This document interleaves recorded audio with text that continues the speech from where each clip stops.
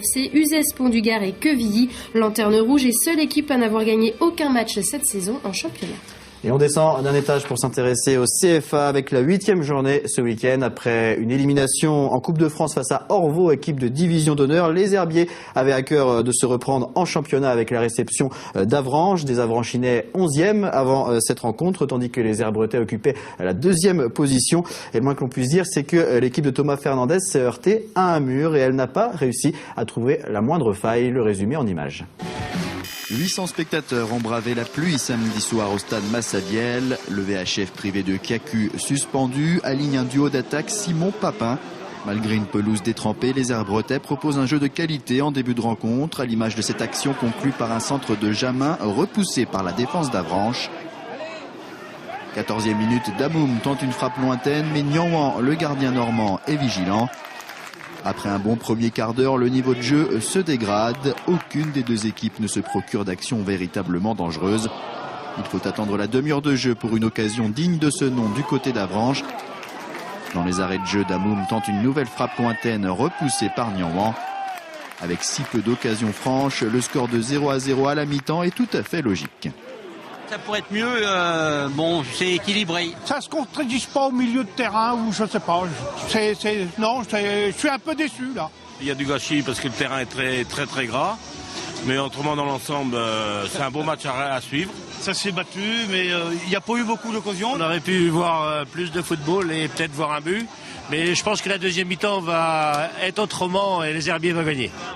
Comme en première période, les Herbretais débutent plutôt bien cette deuxième mi-temps, mais butent sur une solide défense avranchinaise. Jamin puis Papin se montrent dangereux, mais sans réussite. Du côté d'Avranches, les attaques sont plus timides, mais les Normands réussissent tout de même à trouver la faille sur coup de pied arrêté. Sur ce corner, le capitaine Charles Maziala, démarqué au second poteau, place une reprise de la tête qui fait mouche. 1-0 pour Avranches, on joue depuis 57 minutes.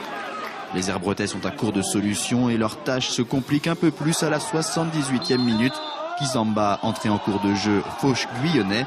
Si la faute semble bien réelle, le carton rouge adressé au milieu de terrain du VHF paraît très sévère. À 10 contre 11, les Herbretais doivent tout de même aller de l'avant pour égaliser, mais les Rouges et Noirs s'exposent au contre adverse. 82e minute, Avranches manque une occasion en or de faire le break. Dans les dernières minutes, on assiste à une succession d'actions stériles des Herbretais, tandis qu'Avranches manque une nouvelle balle de 2-0. La dernière tentative de Le Métayer termine dans les bras de Nianwan. Avranches s'impose 1-0 et empoche sa 3e victoire à l'extérieur cette saison. Pour les Herbiers, c'est une deuxième contre-performance après l'élimination en Coupe de France à Orvault une semaine plus tôt.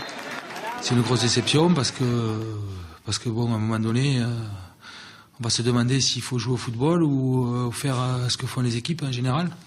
Donc c'est-à-dire se mettre un 4-1-4-1, attendre et puis on verra.